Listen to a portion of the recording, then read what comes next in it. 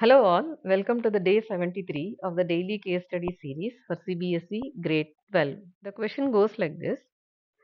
During the festival season, there was a mela organized by the Resident Welfare Association at a park near the society. The main attraction of the mela was a huge swing installed at one corner of the park. The swing is traced to follow the path of a parabola given by x square is equal to y. Based on the above information, answer the following questions. Question 1. Let f be a function defined from n to r, which is defined as f of x equal to x square. What will be the range of this? So f is a function mapped from n to r. That is, the domain is natural numbers and the codomain is real numbers. The function is f of x is equal to x square. By the function definition, the output of this function will be 1 square, 2 square, 3 square, 4 square and so on. That is, the range is equal to 1, 4, 9, 16 and so on. Question number 2. Let f be a function which is defined from n to n, that is natural numbers to natural numbers, is defined by f of x equal to x square. Check if the function is injective or not. That is, we have to check whether this function is one-to-one or not. For a function to become one-to-one, every distinct input must have a unique output. Let's consider two distinct elements x1, x2 belonging to n. Let's assume f of x1 is equal to f of x2. That is, the outputs of x1 and x2 are same. By the function definition, f of x1 is x1 square, f of x2 is x2 square, which means x1 is equal to x2.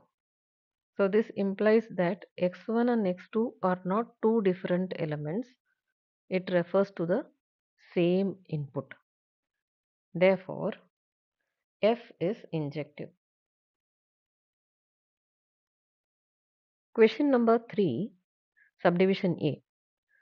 Let f be a function defined by f of x is equal to x square and it is mapped from natural numbers to square numbers. Prove that the function is bijective. That is, we have to prove that the function is both one-to-one and onto.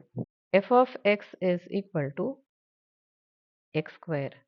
Let's again consider x1, x2, that is two distinct elements which belongs to the set 1, 2, 3, 4, that is a natural number set.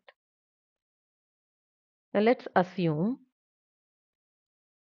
f of x1 is equal to f of x2.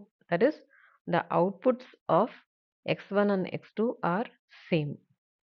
By definition, f of x1 is x1 square, f of x2 is x2 square, which implies x1 is equal to x2, which means x1 and x2 are not two different elements and it refers to the same input. Therefore, f is one-to-one. That is, distinct input has unique output. The codomain of this function is the square numbers set. By the function definition, the range of this function is 1, 4, 9, 16, etc. Since codomain is equal to range,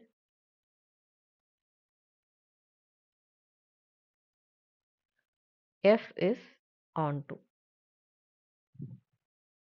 Since f is both one-to-one and onto, f is bijective. Subdivision B of the third question. Let f be a function defined by f of x is equal to x square, and it is mapped from R to R. That is, the domain is real number and the codomain is also real numbers. Show that f is neither injective nor surjective. By definition, f of x is equal to x square and f is mapped from R to R. F of 1 is equal to 1 square, which is 1, and f of minus 1 is equal to minus 1 square, which is also equal to 1. Since f of 1 and f of minus 1 are producing the same result,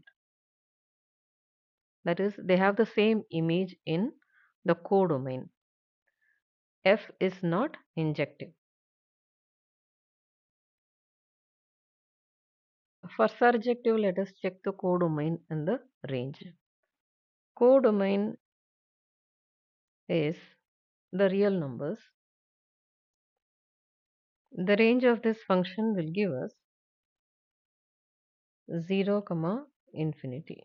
For both negative and the positive numbers, we will get the positive outputs. And for 0, it is 0. So the range is 0 to infinity. Since codomain is not equal to range, f is not surjective. Putting together, f is neither injective nor surjective. If you found this video helpful, don't forget to like, share and subscribe to my channel Math with Meenakshi for more smart learning videos. See you all with another case study question tomorrow.